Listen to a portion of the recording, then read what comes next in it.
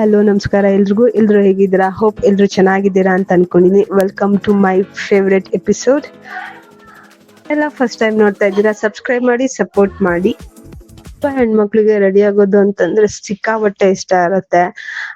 Like ½ ಅದ್ ಕನ್ನಡಿ ಮುಂದೆನೆ ನಿಂತಿರ್ತಾರೆ. ಆದ್ರೆ ನನಗೆ ನಾನ್ ಚಿಕ್ಕದ್ರಿಂದ ಹಿಡ್ದು ಇಲ್ಲಿವರ್ಗುನು ಲೈಕ್ ರೆಡಿ ಆಗ್ಬೇಕು ಅಂತಂದ್ರೆ ಅಷ್ಟಕ್ಕಷ್ಟೇನೆ. ನನ್ಗೆ ಯಾವತ್ತೂ ಅಷ್ಟು ಇಂಟ್ರೆಸ್ಟ್ ಅಂತೂ ಅದ್ರಲ್ಲಿ ಒಂದು ಸ್ವಲ್ಪನೂ ಕೂಡ ಇರ್ತಿರ್ಲಿಲ್ಲ. ಯಾರಾದ್ರೂ ಚೆನ್ನಾಗಿ ರೆಡಿಯಾಗಿ ಬಂತು ಅಂತಂದ್ರೆ ಅವ್ರಿಂದ ಸ್ವಲ್ಪ ನಾವು ದೂರನೇ ಇರ್ತಿದ್ವಿ.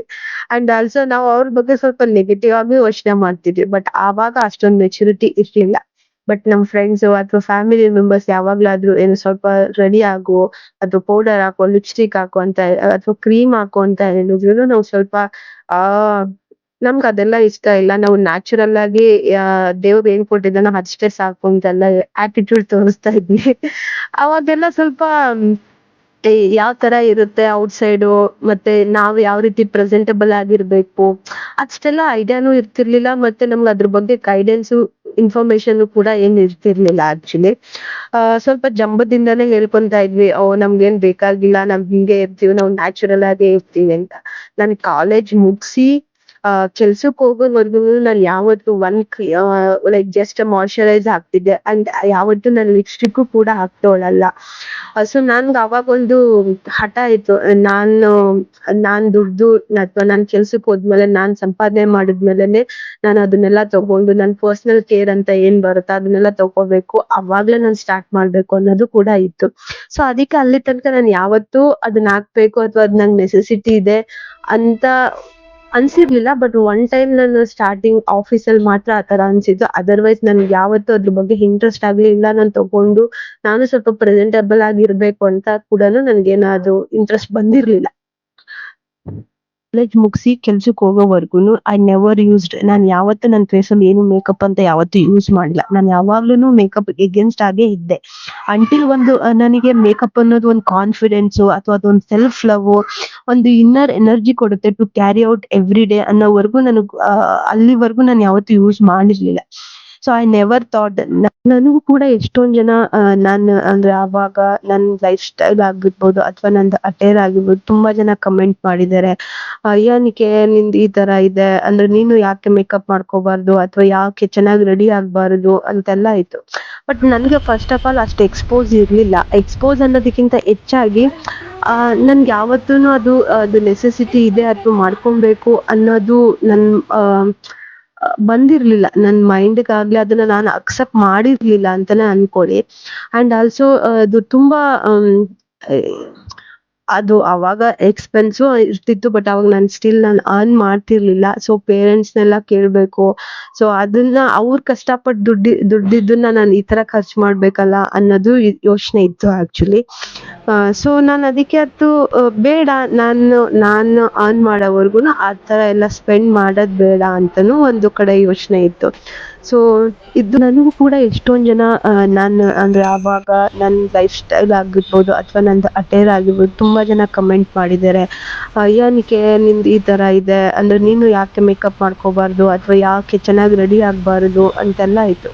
ಬಟ್ ನನ್ಗೆ ಫಸ್ಟ್ ಆಫ್ ಆಲ್ ಅಷ್ಟು ಎಕ್ಸ್ಪೋಸ್ ಇರ್ಲಿಲ್ಲ. ಎಕ್ಸ್ಪೋಸ್ ಅನ್ನೋದಕ್ಕಿಂತ ಹೆಚ್ಚಾಗಿ ನನ್ಗೆ ಯಾವತ್ತೂನು ಅದು ನೆಸೆಸಿಟಿ ಇದೆ ಅಥವಾ ಮಾಡ್ಕೊಬೇಕು ಅನ್ನೋದು ಬಂದಿರ್ಲಿಲ್ಲ ನನ್ ಮೈಂಡ್ಗಾಗ್ಲಿ. ಅದನ್ನ ನಾನು ಅಕ್ಸೆಪ್ಟ್ ಮಾಡಿರ್ಲಿಲ್ಲ ಅಂತಾನೆ ಅನ್ಕೊಳ್ಳಿ. ಅಂಡ್ ಆಲ್ಸೋ ಒಂದ್ಸಲ ಇವಾಗ ಮ್ಯಾರೇಜ್ ಲೈಫ್ ಎಂಟ್ರಿ ಆಗ್ತಿದೀವಿ ಅಂತ ಅಂದಾಗ ಸೊ ಅದೆಲ್ಲ ನೆಸೆಸಿಟಿ ಅಥವಾ ಒಂದು ಬೇಸಿಕ್ಸ್ ನೆಸೆಸಿಟಿ ಅಂತಾನೆ ಆಗೋಗಿದೆ ಇವಾಗ. ಸೊ ಆವಾಗ ಗ್ರಾಜುಯಲಿ ನಾನು ಸ್ವಲ್ಪ ಸ್ಟಾರ್ಟ್ ಮಾಡಿದ್ದು ಒಂದು ಮೇಕಪ್ ಅಂದ್ರೆ ಒಂದು ಬೇಸಿಕ್ ಆಗಿ ಎಷ್ಟಿರ್ಬೇಕೋ ಅಷ್ಟು. ಸೊ ಅವಾಗ್ಲೂ ಸ್ವಲ್ಪ ಅಂದ್ರೆ ಇಷ್ಟ ಇರ್ತಿರ್ಲಿಲ್ಲ. ಕಸಿ ಮತ್ತೆ ಮನೇಲಿ ಹೇಳ್ತಿದ್ರು, ಅಕ್ಕ ಹೇಳ್ತಾ ಇದ್ರು, ಫ್ರೆಂಡ್ಸ್ ಎಲ್ಲ ಹೇಳ್ತಾ ಇದ್ರು. ಸೊ ಅದಕ್ಕೆ ಅಂತಾನು ಮಾಡಿದ್ದೆ. ಒಂದ್ಸಲ ನಾನು PG ನಲ್ಲಿದ್ದಾಗ ಸ್ಟೇ ಮಾಡಿದ್ದಾಗ ಯಾವ್ದೋ ಒಂದು ಫೋಟೋ ಶೂಟ್ ಮಾಡಿಸ್ಬೇಕಿತ್ತು ಮನೇಲಿ ಕೋರ್ಸ್ ಇದಕ್ಕೆ ಅಂತ ಅನ್ಬಿಟ್ಟು. ಸೊ ಅವಾಗ ಫ್ರೆಂಡ್ಸ್ ನನ್ನ ಡ್ರೆಸ್ಸು ಮತ್ತೆ ಫ್ರೆಂಡ್ ನನಗ್ ಮೇಕಪ್ ಮಾಡಿ ಅದನ್ನ ನಾನ್ ಫೋಟೋ ಸ್ಟುಡಿಯೋಗೆ ಹೋಗಿ ರೆಡಿ ಆಗಿ ಆ ಫೋಟೋ ಶೂಟ್ ಮಾಡ್ಸಿದ್ದು. ನಾನು ಆಮೇಲೆ ಅದನ್ನ ಅಪ್ಲೋಡ್ ಮಾಡಿದಾಗ್ಲೂ ಎಷ್ಟೊಂದ್ ಜನ ಕಮೆಂಟ್ ಮಾಡಿದ್ದು. ಈ ತರ ಎಲ್ಲ ಸ್ಟೋರಿ ಇತ್ತು ಆಕ್ಚುಲಿ. ಸೊ ನನ್ಗೆ ಅವಾಗ್ಲೂ ಅದನ್ನ ಇವಾಗ ಆ ಫೋಟೋಸ್ ನೋಡಿದ್ರು ಅದು ನಾನೇ ನನಗೆ ಅಂದ್ರೆ ಅದು ನಾನೇ ಅಂತ ನನಗೆ ಅಕ್ಸೆಪ್ಟ್ ಮಾಡ್ಕೊಳಕ್ಕೂ ಕಷ್ಟ ಆಗುತ್ತೆ, ಆ ತರ ಅನಿಸ್ತಾ ಇತ್ತು. ಸೊ ದಟ್ ನಾನು ಯಾವಾಗ್ಲೂ ಸ್ವಲ್ಪ ದೂರನೇ ಇರ್ತಾ ಇದ್ದೆ. ಬಟ್ ಆ ಮೇಕಪ್ ಅನ್ನೋದು ಒಂದು ಕಾನ್ಫಿಡೆಂಟ್, ಮತ್ತೆ ಅದು ಒಂದು ನಮ್ಗೆ ಒಂದು ಸೆಲ್ಫ್ ಲವ್ ಕೊಡುತ್ತೆ. ಅದು ಒಂದು ಲೈಕ್ ಇಟ್ಸ್ ಇನ್ನರ್ ಎನರ್ಜಿ ನಮ್ಗೆ to carry out every day ಅಂತ ಯಾವಾಗ ಅನ್ಸಕ್ ಸ್ಟಾರ್ಟ್ ಮಾಡ್ತು. ಸೊ ಗ್ರಾಜುಯಲಿ ಅದು ಚೇಂಜ್ ಆಗ್ತಾ ಹೋಯ್ತು. ಐ ನೆವರ್ ಥಾಟ್, ನಾನು ಯಾವತ್ತೂ ಕೂಡ ಅದನ್ನ ನಾನು ಯೋಚನೆ ಮಾಡಿರ್ಲಿಲ್ಲ ನಾನು ಒಂದು ಮೇಕಪ್ ಇಂಡಸ್ಟ್ರಿನ ಚೂಸ್ ಮಾಡ್ತೀನಿ ಅಂತ. ಈಗ ನಾನು officially certified makeup and hair artist under Deepika makeup and hair ಅಕಾಡೆಮಿಯಿಂದ. ಸೊ ಇದೊಂದು ನನಗೆ ಒಂದು ಬಿಗ್ಗೆಸ್ಟ್ ಅಚೀವ್ಮೆಂಟ್ ನನ್ನ ಲೈಫಲ್ಲಿ ಅಂತಾನೆ ಹೇಳ್ತಾ ಇದ್ದೀನಿ. ಅಂಡ್ ಆಲ್ಸೋ ಒಂದು ದೊಡ್ಡ ಡಿಸಿಷನ್, ಮತ್ತೆ ಒಂದು ಡ್ರೀಮ್ ಕಮ್ ಟ್ರೂ ಅಂತಾನೆ ಹೇಳ್ಬೋದು. ಸೊ ಈ ಪ್ರೌಡೆಸ್ಟ್ ಮೂಮೆಂಟ್ ಇದೆಲ್ಲ ನಿಮ್ಮಿಂದಾನೇ ಆಗಿದ್ದು. Thank you so much everyone. And also ನಾನು ಅಫಿಷಿಯಲಿ ಈಗ ಇನ್ಸ್ಟಾಗ್ರಾಮ್ ಅಲ್ಲಿ ಒಂದು ಪೇಜ್ ಕ್ರಿಯೇಟ್ ಮಾಡಿದ್ವಿ, glow with Aruna _MHN. So ಅದನ್ನ ಪ್ಲೀಸ್ ಫಾಲೋ ಮಾಡಿ, ಸಪೋರ್ಟ್ ಮಾಡಿ. ನಿಮ್ಗೆ ಯಾವುದೇ ರೀತಿಯಾದ ಮೇಕಪ್ ಮತ್ತೆ ಹೇರ್ ಸ್ಟೈಲ್ ಬೇಕು ಅಂದ್ರೆ DM ಮಾಡಿ ಬುಕ್ ಮಾಡ್ಕೊಳ್ಳಿ. ಅಂಡ್ ಆಲ್ಸೋ ನಂದು ಫುಲ್ ಸರ್ವಿಸ್ ಡೀಟೇಲ್ಸ್ ನಂದು ಡಿಸ್ಕ್ರಿಪ್ಷನ್ ಬಾಕ್ಸ್ ಅಲ್ಲಿ ಹಾಕಿರ್ತೀನಿ, ಪ್ಲೀಸ್ ಡೂ ಚೆಕ್ಔಟ್ ಮಾಡಿ. And also don't forget to book for your special day. And also ನಿಮ್ಮೆಲ್ಲರ ಸಪೋರ್ಟ್ ನಂಗೆ ತುಂಬಾ ಇಂಪಾರ್ಟೆಂಟ್ ಆಗಿದೆ. ಸೊ ನಂದು ಇನ್ಸ್ಟಾಗ್ರಾಮ್ ಪೇಜ್ನು ಕೂಡ ನಾನು ಡಿಸ್ಕ್ರಿಪ್ಷನ್ ಅಲ್ಲಿ ಹಾಕಿರ್ತೀನಿ, ಪ್ಲೀಸ್ ಡೂ ಅದನ್ನು ಫಾಲೋ ಮಾಡಿ. ಫಾಲೋ ಮಾಡೋದ್ ಮರಿಬೇಡಿ. ಅಂಡ್ ಯಾರೆಲ್ಲ ಫಸ್ಟ್ ಟೈಮ್ ನೋಡ್ತಾ ಇದ್ದೀರಾ ಅವರು ಸಬ್ಸ್ಕ್ರೈಬ್ ಮಾಡಿ ನನ್ನ YouTube channel, and also follow my insta page.